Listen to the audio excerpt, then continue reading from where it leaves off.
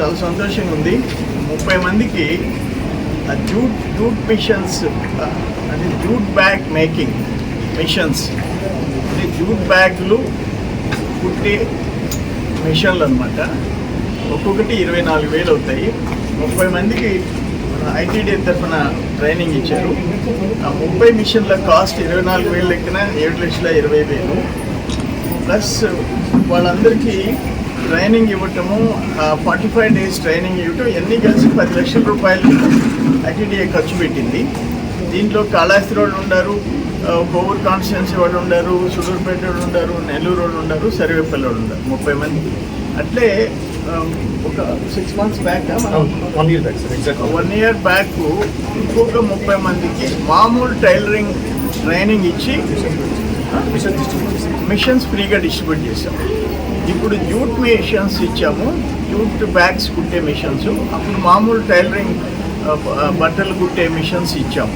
So ఈ youth training సెంటర్లో ITDA తరఫున ఈ కార్యక్రమాలన్నీ జరుగుతున్నాయి. అయితే ఇక్కడ బీసీ రెసిడెన్షియల్ స్కూల్ టెంపరీగా నడపాల్సి వస్తుంది. దానికి మనం మరుపూర్లో 5 ఎకరాలు కేటాయించి ఫైల్ సర్క్యులేట్ చేస్తున్నాం. దానికి ఆ రెసిడెన్షియల్ స్కూల్ డెఫినెట్గా కట్టించేసేస్తాం, దాంట్లో రాజీ లేదు.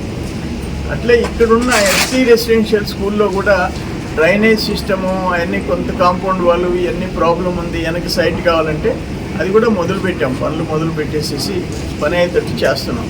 ఏదేమైనా గిరిజనుల విషయంలో కూటమి ప్రభుత్వం ప్రత్యేక శ్రద్ధ తీసుకుంటుంది. కలెక్టర్ దగ్గర నుంచి తహసీల్దార్ల వరకు, ఎంపీడీఓల వరకు, ఆల్ డిపార్ట్మెంట్స్, ఒక్క రెవెన్యూ వీళ్ళు కలెక్టర్లు కాదు, మొత్తం వెల్ఫేర్ డిపార్ట్మెంట్స్ ప్రతి ఒక్కరు గిరిజనుల విషయంలో ప్రత్యేక శ్రద్ధ తీసుకోవాల్సిన అవసరం ఉంది. వాళ్ళని పేదరికంలో నుంచి బయటేయాల్సిన బాధ్యత అందరి మీద ఉంది. ఎందుకంటే ఈరోజు ఇల్లిటరసీలో అంటే నిరక్షరాస్యుల్లో 90% గిరిజనులు, పేదరికంలో 90% వాళ్ళే, అమాయకులు వాళ్ళే, మంచోళ్ళు వాళ్ళే. వాళ్ళ ఆస్తులు వాళ్ళు కాపాడుకోలేరు. వాళ్ళకి ఇచ్చిన ఇళ్ళు అమ్మేసి వెళ్ళిపోతారు. ఇప్పుడు మన ఇంటి ఎదురుగా కొనక కనకమ్మ గిరిజన కాలనీ,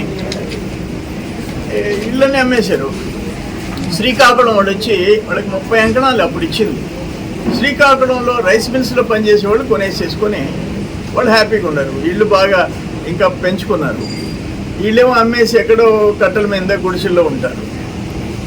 అది ఎట్లా వాళ్ళని పేదరికం నుంచి బయటేయాలా అనేది, నేనైతే ముఖ్యమంత్రి గారు మొన్న ఒక లెటర్ ఇచ్చి వచ్చాను.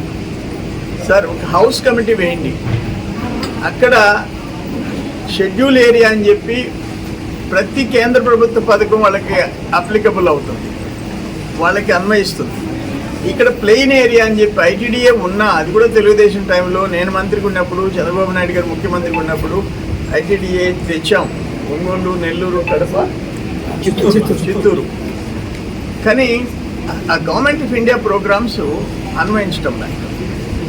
అందుకోసం నేను ఒక హౌస్ కమిటీ వేయండి. యానాదులు పేదరికం, అందులో చల్లాయానాదులు మరీ ఘోరం. వాటి మీద స్టడీ చేసి గవర్నమెంట్కి ఒక రిపోర్ట్ ఇవ్వాలని మొన్న నేషనల్ ఎస్టీ కమిషన్ చైర్మన్ వచ్చాడు, ఆయనకి కూడా ఒక లెటర్ ఇచ్చాను. Total on par with scheduled area ఏమేమి వస్తున్నాయో ఆ ప్రోగ్రామ్స్ అన్నీ మాకు ఇంప్లిమెంట్ అయ్యేటట్టుగా మేము నేషనల్ ఎస్టీ కమిషన్ చైర్మన్ లెవెల్లో మా పేదోళ్ళకి సాయం చేయండి అని కూడా ఒక లెటర్ ఇచ్చాము. అన్ని ప్రయత్నాలు కొనసాగుతాయి. వాళ్ళు బాగుండాలని చెప్పేసి ప్రయత్నం చేస్తున్నాం.